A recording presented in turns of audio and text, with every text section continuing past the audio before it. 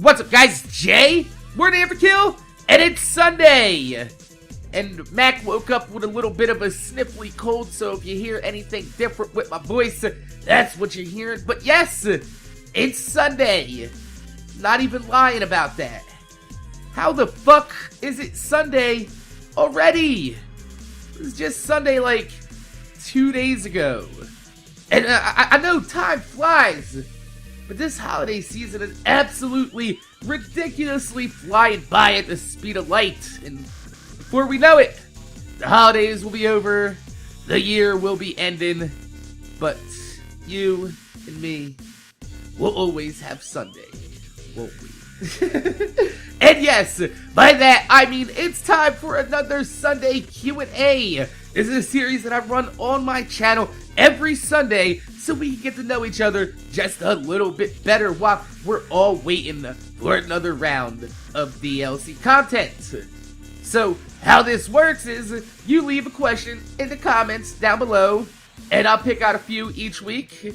And while you guys are tapping through your browsers, you're chatting it up with your peoples on Skype, or if you're like me, you might be watching things on YouTube while laying upside down on your couch, because you're weird. It's okay, I'm weird too. So, how about we get to the first question from Jaro TM, who's gotten himself in a little bit of trouble. He says, Mac, I recently got caught shoplifting, and it is my first charge. I will be going to juveniles court, and I was just wondering if you had ever been to juveniles court, and what was your experience? Was it for shoplifting? And lastly, how old were you? Ah, man. I'm pretty sure you mean juvenile court and not juveniles court, because I'm pretty sure ain't nobody gonna be asking you to back that thing up while you're sitting there at that little desk waiting for them to charge you. So, juvenile family court. Jeez. Man, oh man. Dude. Here's the deal. I'm pretty sure you're feeling pretty shitty about having to go to court for the first time in your life. I feel you. I'm gonna tell you something, and I'm fairly certain that you don't want to hear this, but I'm gonna make sure that you do hear this. That feeling that you got walking into court, not knowing what's gonna happen, yeah. That feeling is there for a reason, motherfucker. And that feeling never goes away. Nope. Every time you go to court in your life, you're gonna have that feeling before walking in each time. But why do you got that dead-ass bubblegut washing machine Maytag stomach shit going on? And it's because there's a very real reality walking into a courtroom. And that's the fact that you might not be walking out of that courtroom through the same doorway at the end of the day. Yeah. And that is some scary ass shit. Now, most likely, you're not going to be getting tossed in a youth house for shoplifting your first time, but let me give you some tips. In court, don't ever say or mention the fact that it's your first time. Because that implies you're gonna do it again if you get the chance. Instead, if you're given the chance to speak to the judge and you feel that you need to speak to the judge, reference it as your only time stealing or your last time stealing. Second, that whole hard ass talk walk bullshit can take a simple charge and piss a judge off enough to give you the max penalty for a bullshit charge. Instead, dress nice, show some fucking respect, and talk as little as you can. The more you talk, the more the judge will see through your bullshit. Straight, simple, to the point, and always try to show a little bit of remorse. I'm not talking about, don't go up there crying your eyes out. However, that's not gonna hurt you. But always show that you're at least a little bit apologetic, If you stand up there smiling like a jerk-off, the judge will lock you up just to scare you. Toss your ass in the back in some handcuffs and shackles, and they'll bring you back out at the end of the court day. You don't want that, because at the end of the day, the judge is gonna be pissed the fuck off, wanting to go home, and sick of seeing your fucking face.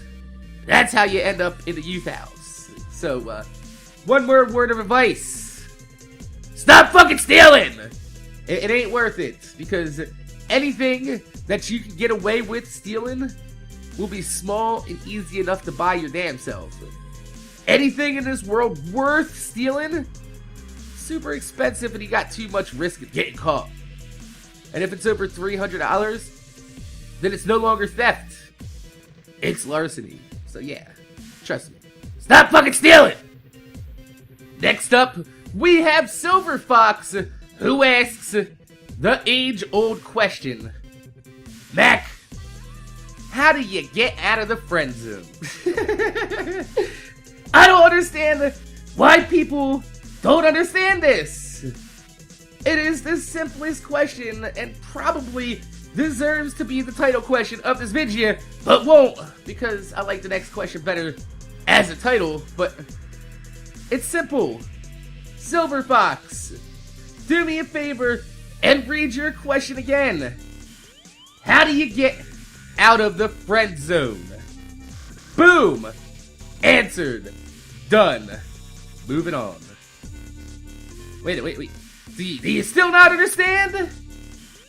There is no friend zone if you're not her fucking friend.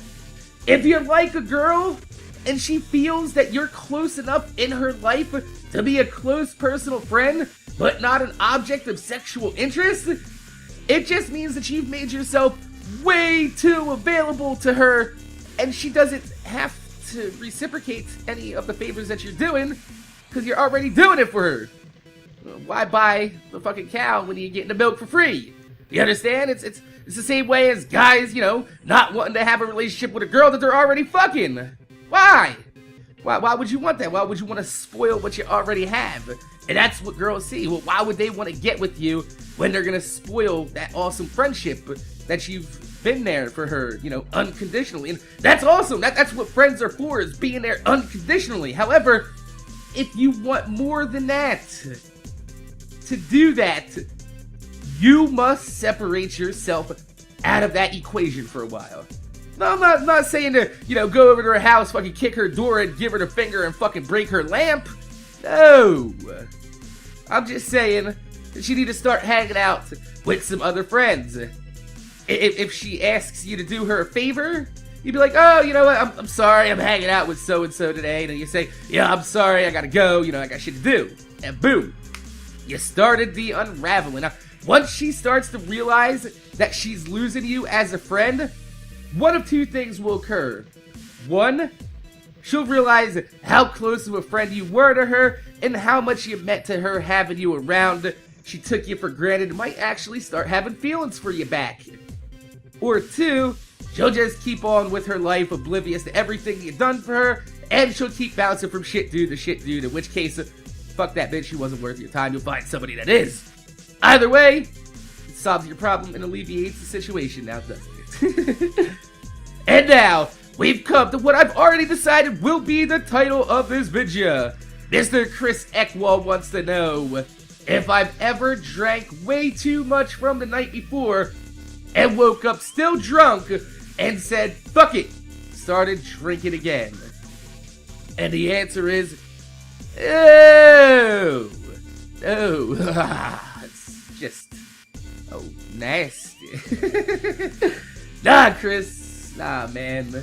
I have a very strict rule for when I drink in my life that's been carefully crafted through countless times of drinking. and feeling like shit the next day. And I'd like to share them with you because I feel like, a lot of you guys might be a little bit young, you might be inexperienced, and, like I said before, I know underage drinking happens, I don't condone it, but you know what? I'm not dumb enough to think that it doesn't happen. I'd rather give you guys, rules and guidelines for you to be safe, rather than just pretend that it doesn't exist. So, rule number 1, no alcohol shall be consumed before 5 p.m. The only exceptions are on weekends or sporting events, in which case the time is adjusted to 12 o'clock noon. This time restriction is waived for all-day concert festivals. Rule number 2, the only time it's ever acceptable to drink in the morning is if you're still partying and drinking from the night before. If you've gone to sleep at any time during the party, you are no longer partying. Rule number 3, if you do fall asleep at a party, it is only acceptable to fuck with them while they are sleeping if they've fallen asleep with their shoes on. This indicates that they drank too much, couldn't hold their liquor, and passed out. In which case, they deserve the penis drawing on their forehead. The only exception to the shoe rule is if they're wearing expensive shoes and have covered themselves up with a blanket. If they've made any reasonable attempt to sleep like a normal person, then you are the dickhead for fucking with them and should be considered for a party foul. Rule number 4, if somebody has passed out, it is your responsibility to turn them over on their stomach face down. Doing this can quite possibly save their life. If they're too drunk to roll over, there's a chance that they can choke and drown on their own vomit and die. Do not let your friends drown in their own vomit. Rule number 5, no vehicles whatsoever. I don't care if you've only had a sip of beer.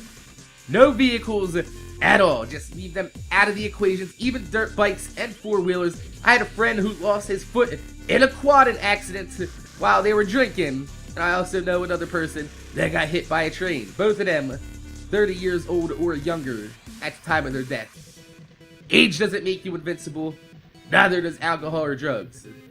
However, they do make you feel invincible. And finally, we come to Brink Ellipsis, who has a huge question.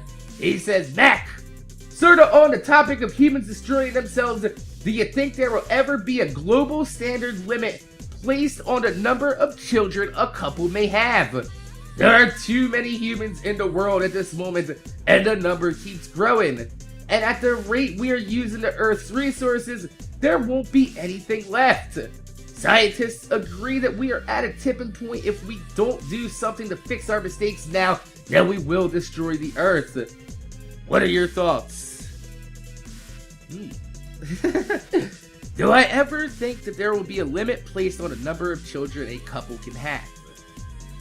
Now, I don't know about that, but if you want to talk along those lines of population control, I am fascinated by the entire field of eugenics and improving of the human population in general through the use of legislation and government controls.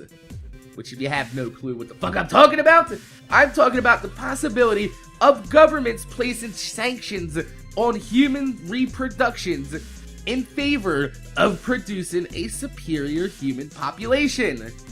Now, by this, we mean not allowing those with birth defects, retardations, chemical imbalances like my own. These are all passed on through genetics.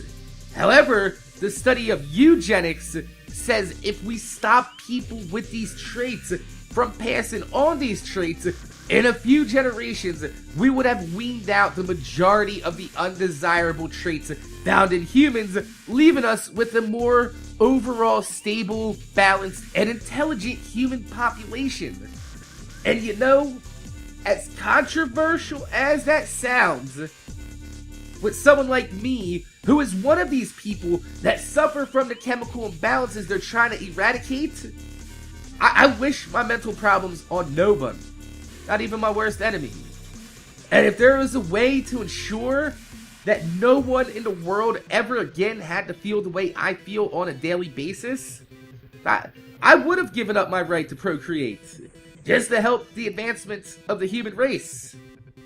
My problem is, not everyone thinks logically, and there will be a lot of backward ass dumb people like, I ain't giving up my rights to my curds. I make all the curds I want. You ain't gonna stop me. Tell me what to do with my dick. I throw my dick in the river if I want. I got curds to make.